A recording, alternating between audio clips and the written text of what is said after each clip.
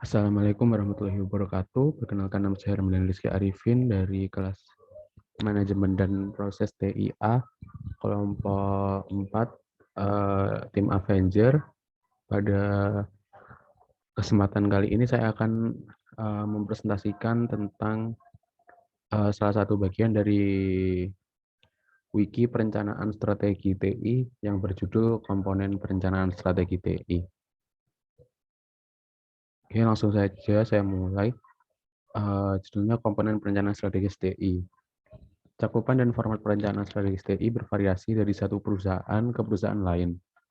Tetapi satu hal tetap konstan, perencanaan strategis TI harus selaras dengan dan mendukung visi bisnis perusahaan secara keseluruhan. TI tidak dapat bekerja dalam ruang hampa. Setiap inisiatif yang ditempuh dan setiap materi yang dikeluarkan harus mendukung tujuan dan misi perusahaan. Jadi terdiri dari apa saja perencanaan strategis TI ini. Berikut adalah komponen-komponen dari perencanaan strategis TI.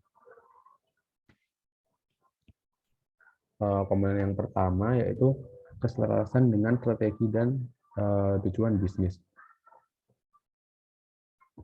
Rencana strategi TI harus menunjukkan pemahaman keselarasan dengan strategi bisnis, sehingga strategi TI dapat mendukung strategi bisnis dengan baik. Sangat mudah untuk salah menafsirkan atau salah memahami tujuan perusahaan jika tidak diperhatikan dengan baik.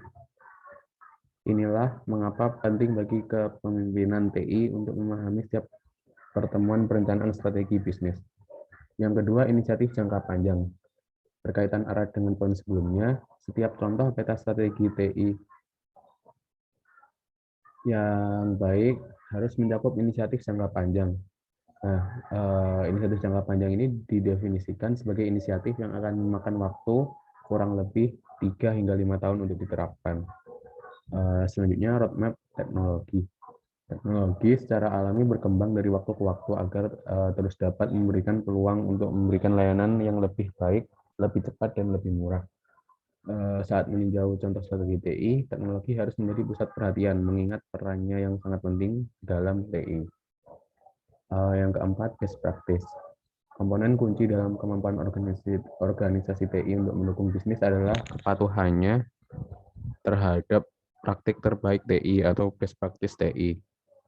Seperti contohnya ITIL atau IT Infrastructure Library.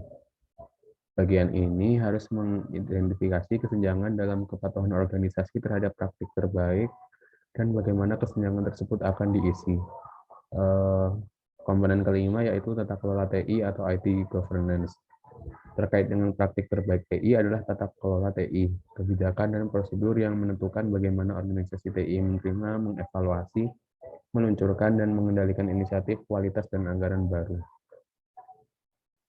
Dan yang keenam ada katalog servis TI. Mendukung bisnis berarti menerapkan katalog standar layanan TI yang selaras dengan kebutuhan bisnis. Bagian ini harus menjelaskan setiap kesenjangan dalam katalog layanan TI di masa ini atau saat ini dan rencana untuk mengisi kesenjangan tersebut di masa depan.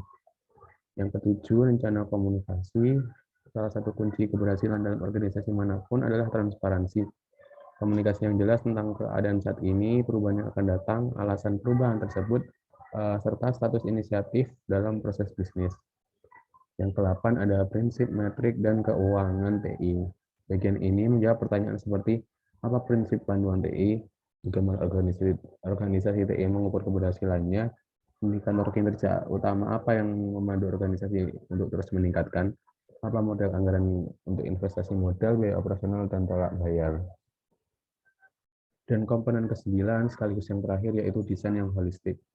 Bagian ini menjelaskan prinsip-prinsip desain yang akan diadopsi atau disempurnakan untuk digunakan dalam setiap solusi TI dan harus mencakup strategi pengujian TI. Oke, mungkin sekian dari saya untuk materi komponen perencanaan strategis TI. Bila ada salah mohon dimaafkan. Terima kasih. Wassalamualaikum warahmatullahi wabarakatuh.